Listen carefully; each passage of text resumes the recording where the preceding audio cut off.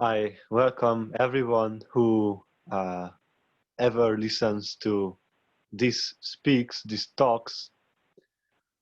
Today, we are going to speak about a very interesting and very fundamental topic of um, one of the great pillars of the teachings of the Buddha, but in fact about the teachings of great teachers, and in general we might say this is a very fundamental dharma uh, amongst all the dharmas of the world. So today's topic shall be Sunyata, which can be translated to nothingness or emptiness. And those who are familiar with the teachings of the Buddha know about um, very great teaching, and in fact amongst the 10 feathers, the very first feather being the extinction of the identity, which means that the very first step that one has to take, at least on the path of the Buddha, is to simply give up all kinds of identities. So in a way, we might say that the identity is nothing different than shunyata or emptiness. Because normally what we think of what we are or what a certain being is in fact the combination of the 5 aggregates, which are form, feeling, perception, mental activity, and consciousness. And normally, when we say, I am this or I am that, we simply just take a mixture of the 5 aggregates and we take some qualities to them, and you simply can create whatever identity you would like. To give a little bit of, in a brackets, we shall say that those beings who get liberated or enlightened in this lifetime and still work in this world, we might say that they have a certain personality, because it seems that they do things in a certain way, they handle things in a certain way. So you might say, is it not a personality? Well, it is a personality, but at the same time it isn't. Because the moment you create for yourself consciously a mask, and you know that it is just a mask and nothing else, and every time you want, you can just penetrate this mask and just change this mask with respect to the situations that you have to handle, we might not say that there is a real personality. It is just an apparent personality. And the whole point of what the Buddha made here is that amongst forms, feelings, perceptions, mental activities, and consciousness, there is nothing that remains the same in 2 consecutive moments, let alone in 5 years' time. Because we might take these 5 aggregates separately and just look at very basic reasons why the 5 aggregates holds no me and mine. If we start with the form, that being the first aggregate, if we look at the form as simply the body, certainly it cannot be, cannot hold any kind of me or mine, because all those things that we would consider as me in the aggregate of the form, at some point we realize that it has never been me. It is just like river, which takes on the same form all the time because it's a river. It goes along the same path all the time. It has the same kind of waves, and this is how it appears, at least to us. And then we say, oh, it is the same river.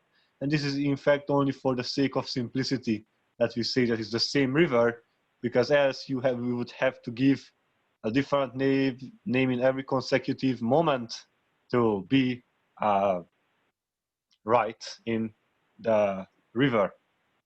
And here we might say, oh, this form is John and that form is Mariah. But in reality, if we cut, for example, one's hair, what happened with the me? The me got 1/10 of it cut down, so it would mean that the me became 1/10 smaller, which of course is not the case, because even if one's hair is cut, one does not feel less or more in that respect. So certainly the form cannot have any kind of I-ness in it. Then if we go to feelings or sensations, we can simply just say that the feelings, for example, the emotions or the impressions that one might have, they're also very changing. There are, again, no two moments in which they are the same. So saying that this is how I am, that I am, people might say, you know, I'm an introvert or I'm an extrovert and this is who I am, is not really so.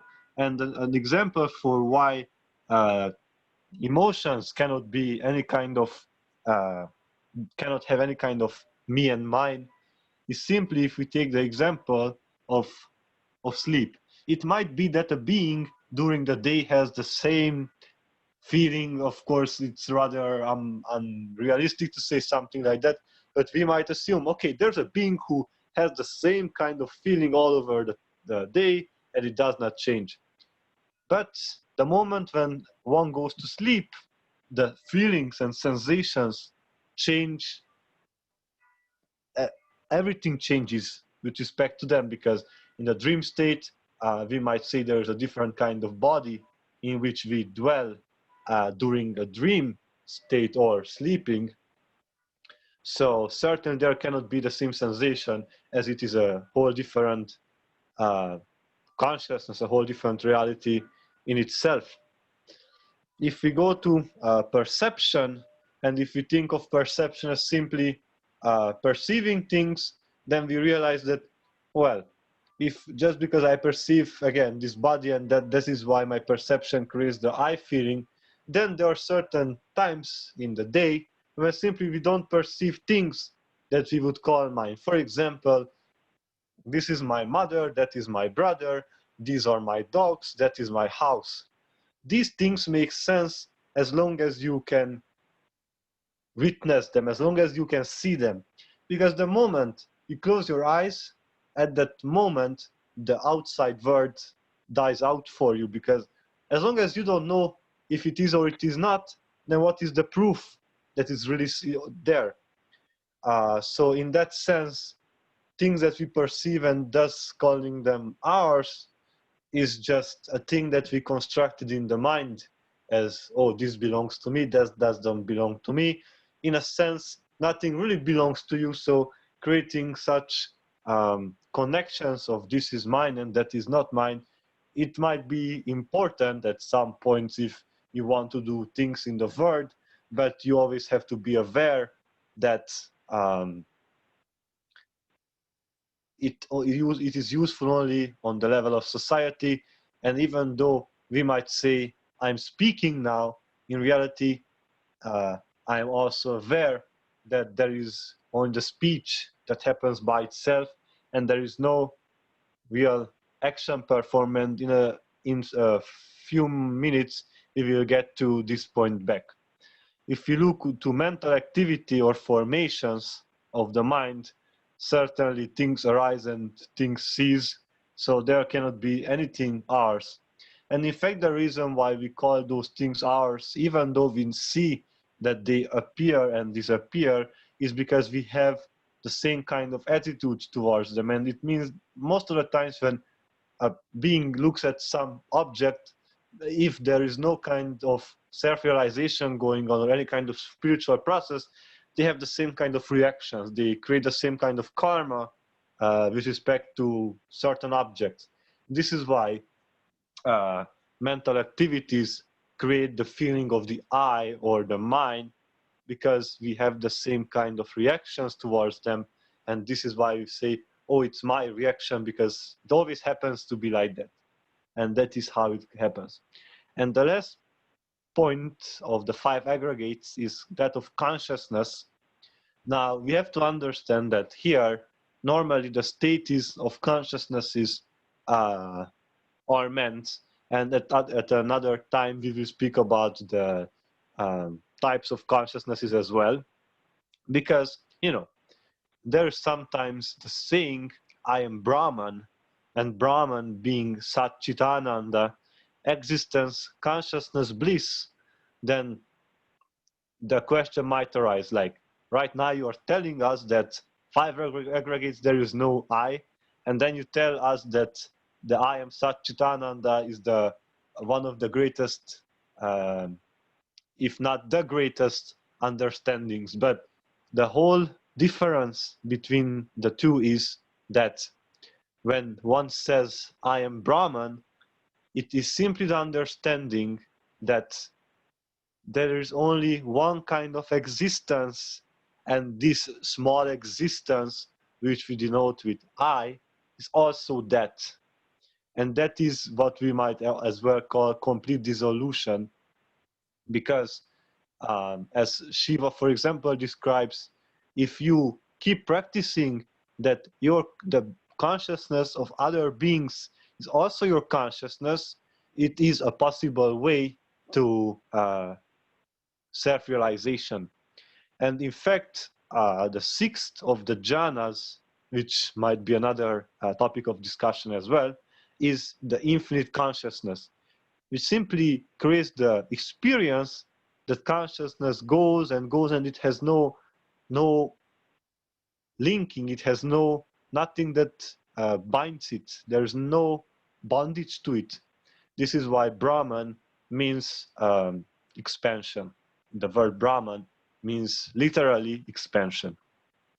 So in that sense, when people say I am Brahman, it is simply the understanding that there is pure consciousness which is not in any kind of state.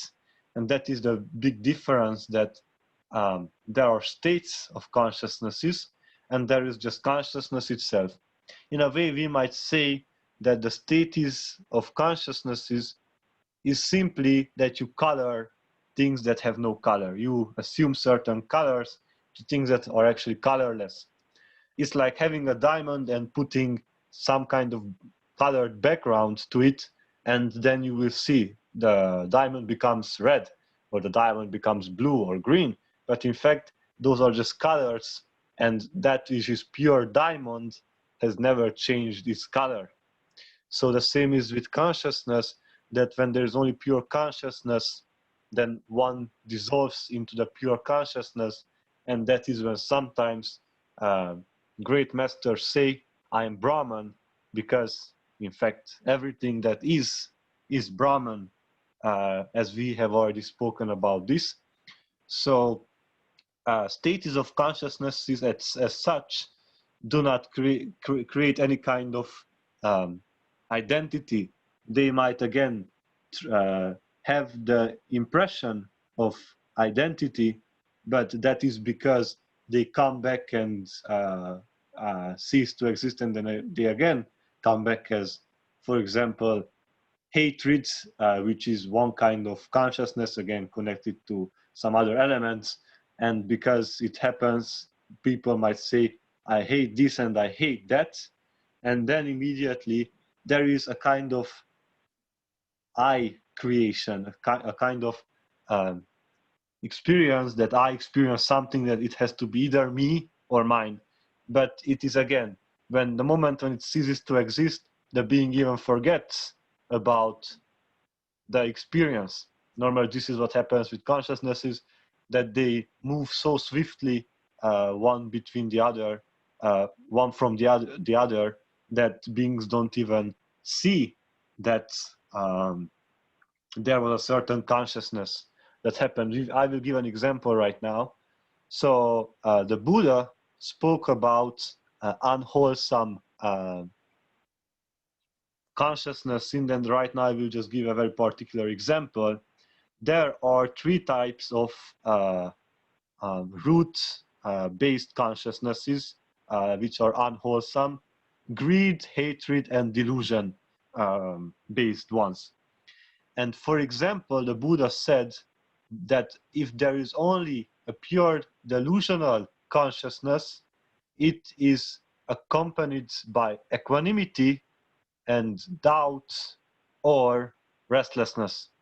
But if we think about it, most of the times when beings become restless, many times, for example, when they have to present something in front of people, this is just a particular example, what happens is that they become restless and immediately are accompanied by unpleasant feelings in the body. So it means that it is not simply the restlessness that is present, there is some kind of aversion to that phenomenon. So just because these come and go, it does not mean that they have to be connected to any kind of I, me, or mine.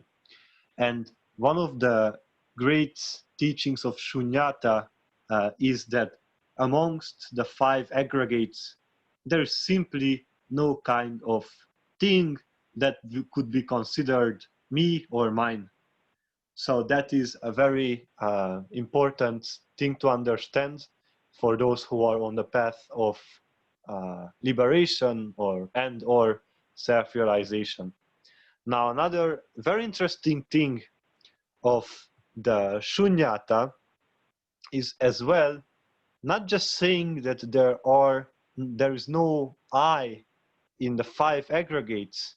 It is simply saying that all things are devoid of anything, meaning that there aren't even five aggregates, and even the five aggregates are just created by cause and effect, meaning that they don't have an independent existence. Because things that don't have independent existence means that they are subjected to change, which means that they sometimes arise, they sometimes cease to exist, and such things that do not exist for their own sake, we might say, are always subjected to change. Now, speaking about the second part of the Shunyata, saying that not that there is no I, but also everything is just devoid of every quality, every individual existence, I will just quote a part of the Heart Sutra, which is a very beautiful, absolutely non-dualistic masterpiece of Mahayana Buddhism. And I will read the English, one of the English translations, and you will find the text also in the description. So this part is: no eyes, no ears, no nose, no tongue, no body, no mind, no color, no sound, no smell, no taste, no touch, no object of mind, no realm of eyes, and so forth until no realm of mind consciousness. No ignorance, and also no extinction of it, and so forth until no old age and death, and also no extinction of them. No suffering, no origination, no stopping, no path, no cognition, and also no attainment with nothing to attain. So this is one part of the Heart Sutra.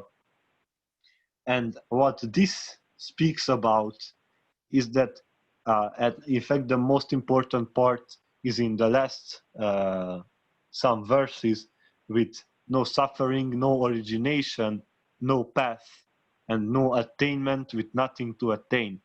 Which simply says that even suffering, because it is in the mind and it is subjected to change, it cannot be said to be fully real. And this, in fact, is from the absolute standpoint, or the final reality standpoint, when all the unwholesome roots of greed,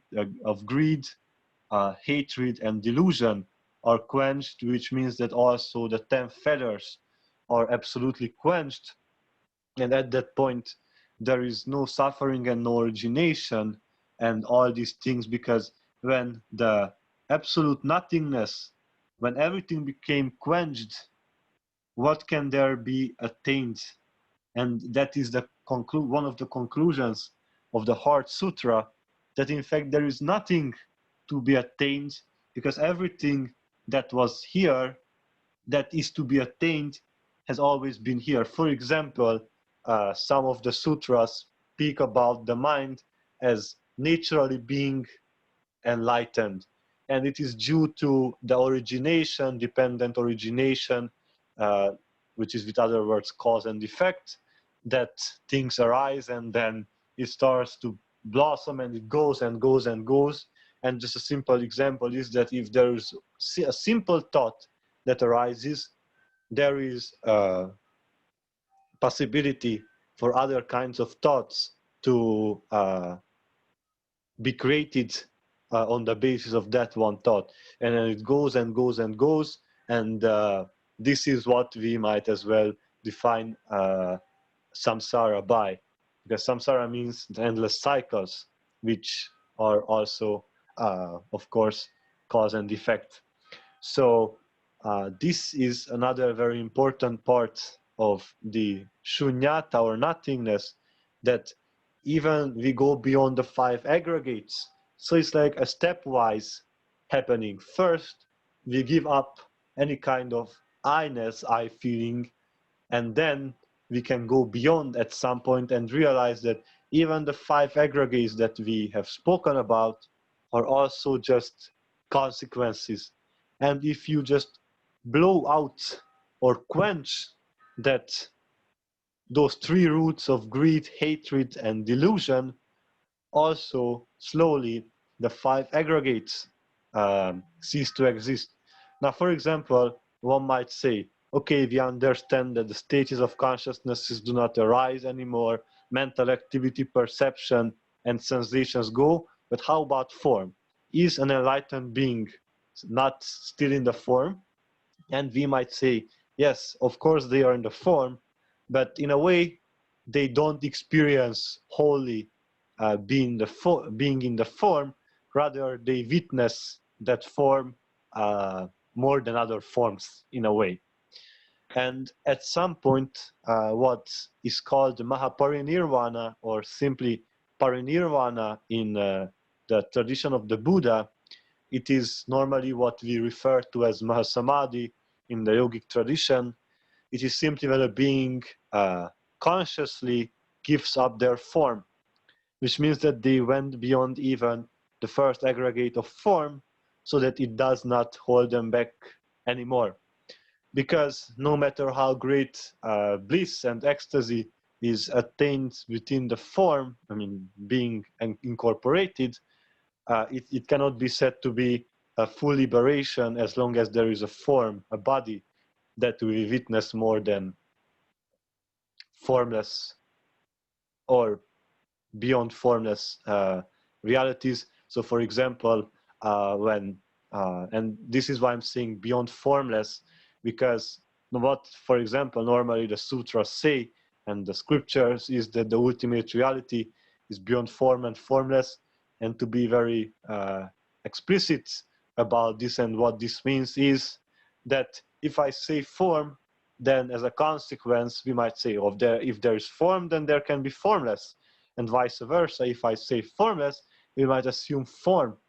But if we go beyond, if we go into the bliss of the Satchitananda, of existence, consciousness, bliss, and if we go to that bliss and we become that bliss, it simply means that there is no more perception of what is outside and no non-perception. So there's no more presence and absence feeling of an object. For example, I might take a cup of water and I will say, this is the presence of it, and I will take it away and I will say it is absence of it.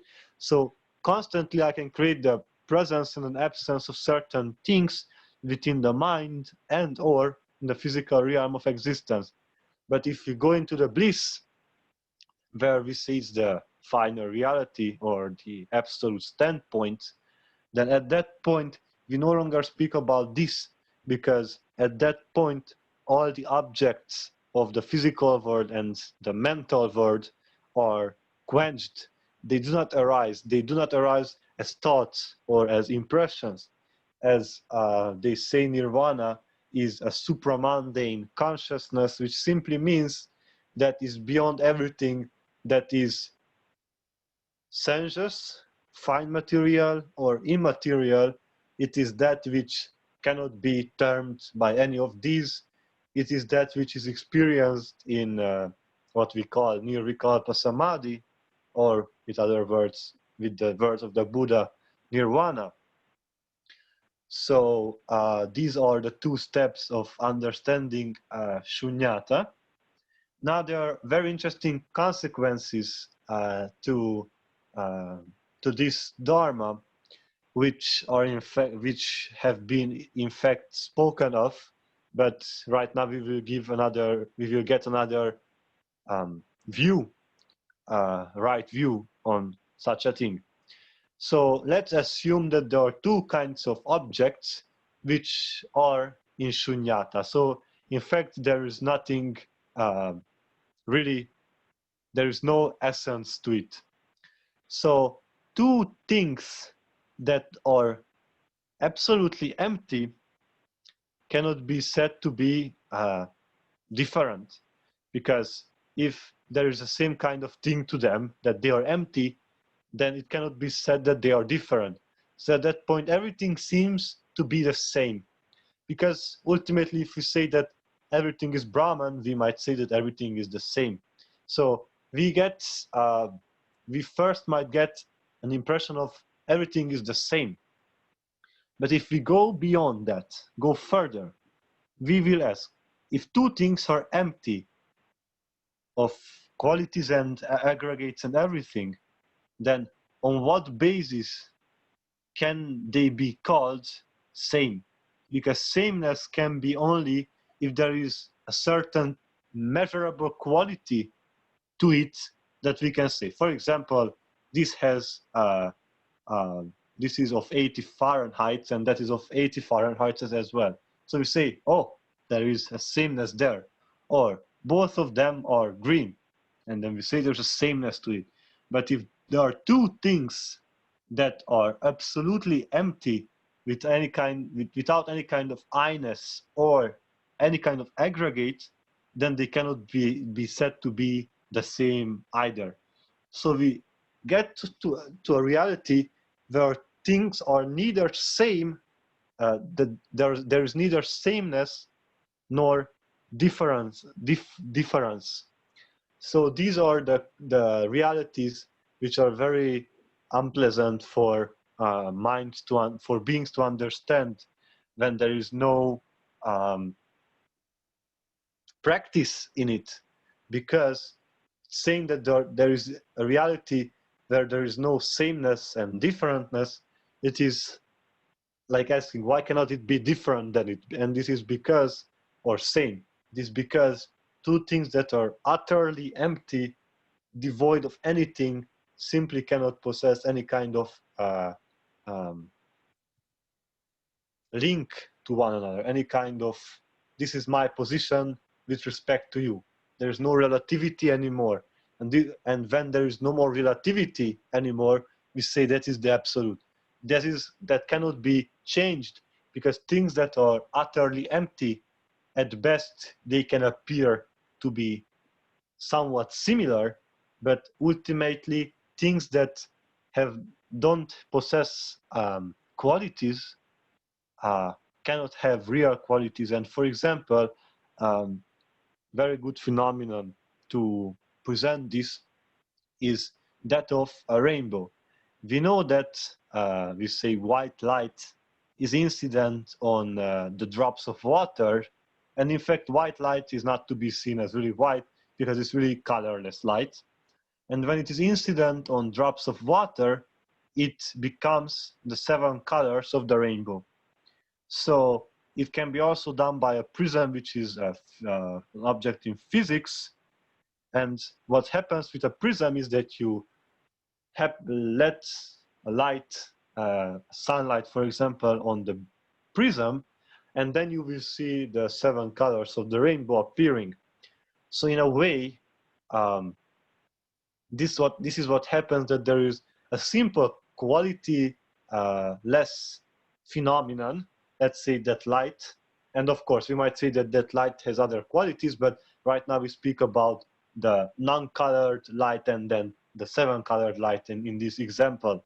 And the thing that had no real color or anything appears to be 7 in the instance when it is let to be multiplied on a certain surface. And in fact, this is what happens also on the relative planes of existences, that right now we say there are so many qualities here. How can I say that things are not empty? But if we look upon the mind as the metaphorical prism, and then the incident light, which is what we call existence or consciousness, gets there, it immediately becomes many kinds. It is not because it's really so, but because there is a certain something to it which makes it to be seen as many. For example, this we call Maya in the tradition, which simply means measurer. The word Maya means measurer, which simply refers to the fact that here you can measure things. And then there is the immeasurable, or that which is beyond bondages, because that has, what can you measure in things that are infinite? You cannot even measure its infinity. You just say that it's infinite because that is beyond any kind of finiteness. So the word Maya, which is the measurer, is in fact that illusion that things possess qualities and differences and similarities and this and that and not this and not that. And for example, the great Adi Shankaracharya at this point said, Maya is neither real nor unreal nor both.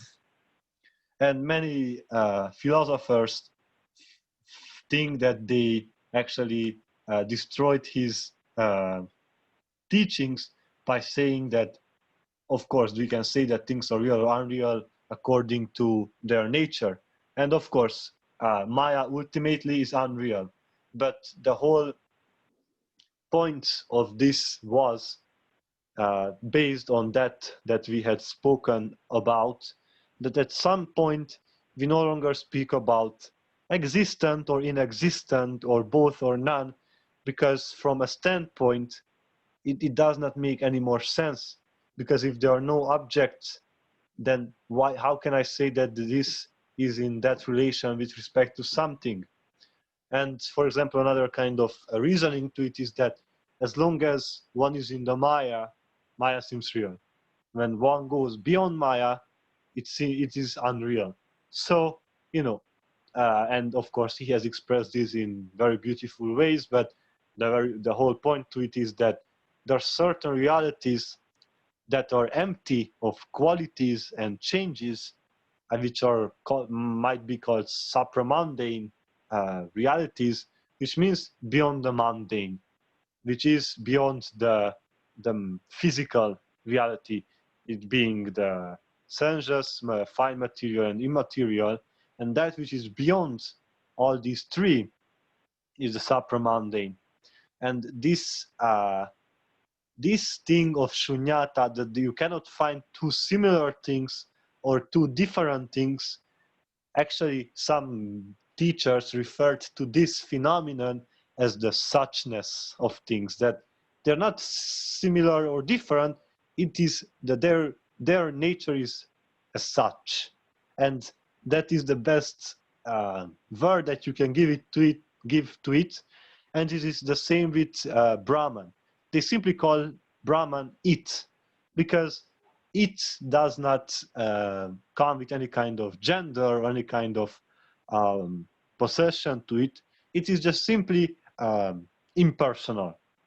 And here we say this is the suchness of things, that ultimately they are unborn, and the unbornness of things simply means that even if there are apparent objects, they just happen to be seen as such, because in a way they will anyway cease to exist, but that nothingness is unborn because it just stays there without any kind of motion. It's in a way an inertia, but not the inertia that many times people look at as a very passive thing, like, why are you so inert? Why can't you do things? Because inertia, this inertia is in fact um, spiritualized by the bliss that we always, speak about. And that is the impersonalism, or one point to impersonalism that we speak about, that things ultimately empty are just existence, consciousness, and bliss. And again, these not as qualities, but the things themselves are the whole existence. And this is why also it is very correct to say that existence itself is empty. It does not possess any qualities, because, for example, out of the nine jhanas that exist, and right now it's not important to go into them, another time we will, is that of infinite space and infinite consciousness, which simply give the experience to the meditator that even space, which right now seems to be bound to this or that and qualities, is in fact just an infinite space with some apparent objects appearing in it that create the impression of multitudes and binding and everything. And this is when the great Shankara said, I have no bondage, I have no liberation. Because if you are infinite, then things that like bondage and liberation are relative things one to another, and as one has gone beyond the relativity of freedom and bondage, there cannot be any of these nor both of them. So we spoke about, to summarize a bit what we spoke about the twofoldness of Sunyata, first with the I-ness of things, secondly the complete emptiness of things, and then also about the consequence of Sunyata, that there are no qualities, and as such there are no similarities and no differences. And there's a very beautiful story to it. So there was once a very great yogi who knew about oneness, and he understood everything of Shunyata and Brahman and all the things that can be known, he really knew. And he had a son. Now this yogi, in the first place, whenever he said to the people around him, it doesn't matter what I say, it's not important. It's important that he always showed up his thumb, by which he meant that everything is one big thing. So his son also saw his father doing this thing, like wherever he went, he just showed that there is one, and he kept going and he just showed one, and he always showed just one finger and said, one, there's only one thing. And because, we might say, that not nothingness is a one big nothing, but again, one and two and not one again are relative to each other.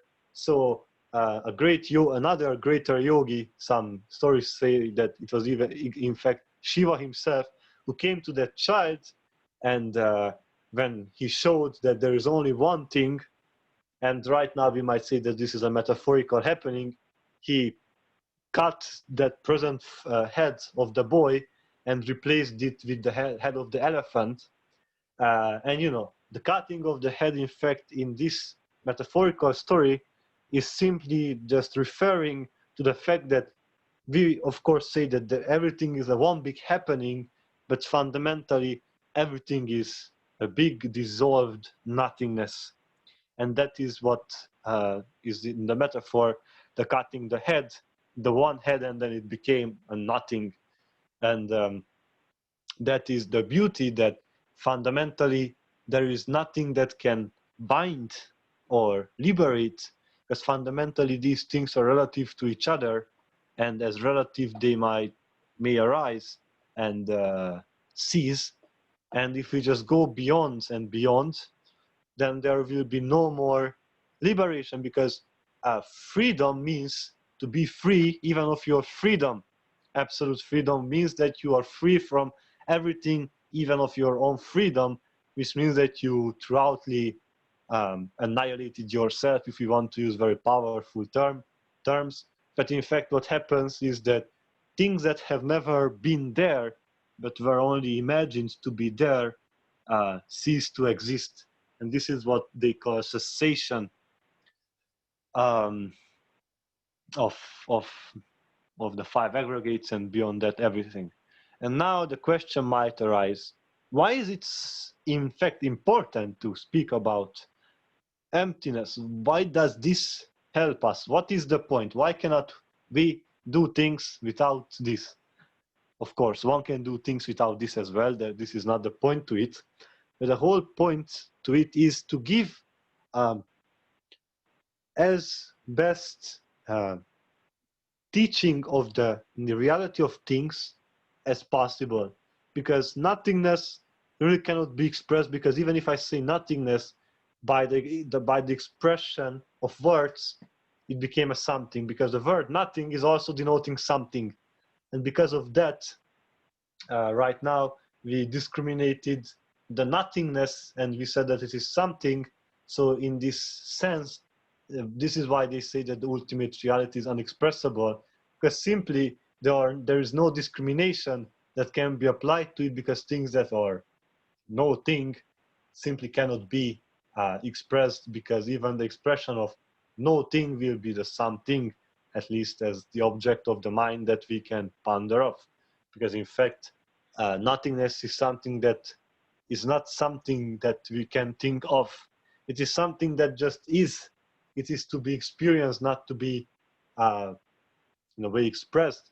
So the whole point of speaking about this is to give what the Buddha would term the right view of things. Because if one realizes that there is no kind of me and mind, and also the five aggregates are just appearance, then at that point, the only thing that can happen to that being is bliss, to know that it anyway doesn't matter, because anyway, nothing is me, nothing is mine, whatever might happen, it is just a whatever, and that there is no reality to all those things. So the only thing that you can do is just to laugh and say that anyway doesn't matter, because it comes and this is passes, and you just witness it all. And for the witness, again, there are no such similar things and different things. If we are the witness of something, it simply means that we just see it for what it is.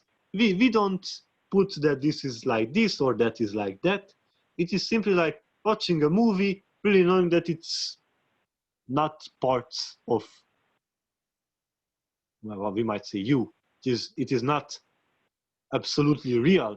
And if we know that even suffering is just relatively real, which means that it ceases to exist, and it might come back, but ultimately it comes back because of cause and effect. And if we get the cause, get to the cause, then we can eradicate it.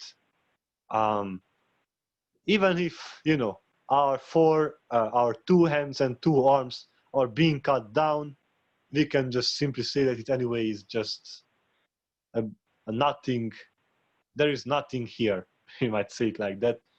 And another thing which is very beautiful in this whole is that what we call Shiva, which means that which is not. And it does not mean it does not exist. It simply means that it is something that cannot be termed. It cannot be said, that is it, or this is it. It is simply something that is beyond this and that. And in fact, the word Shiva came from the time of when he was the first yogi, and people saw him and nobody knew where he came from. And on that part, if in India, you know, if there's someone that they don't know, you will, or they will simply name those beings or something with respect to the place or with respect to the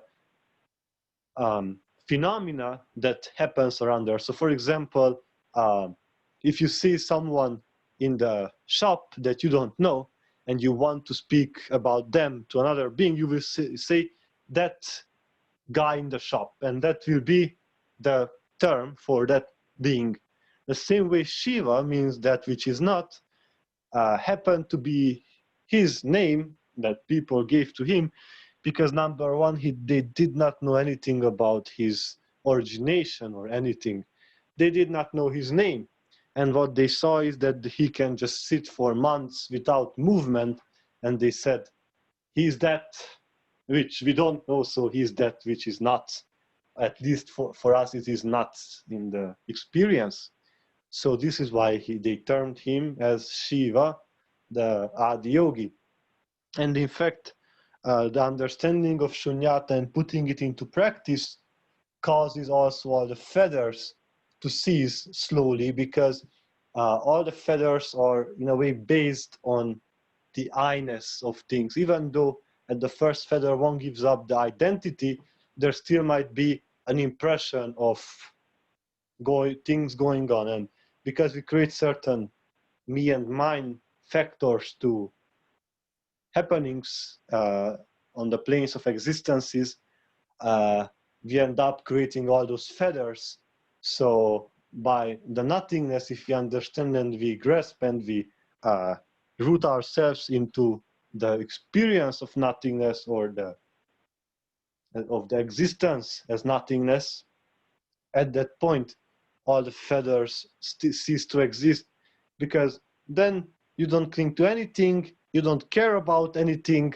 So we might say that you are then free, because if there's really nothing, no mental faculties, there's no change or no thoughts that arise, there's really nothing there, then the only thing that you might experience is simply there is a body that you witness more than other bodies, and that's very much it.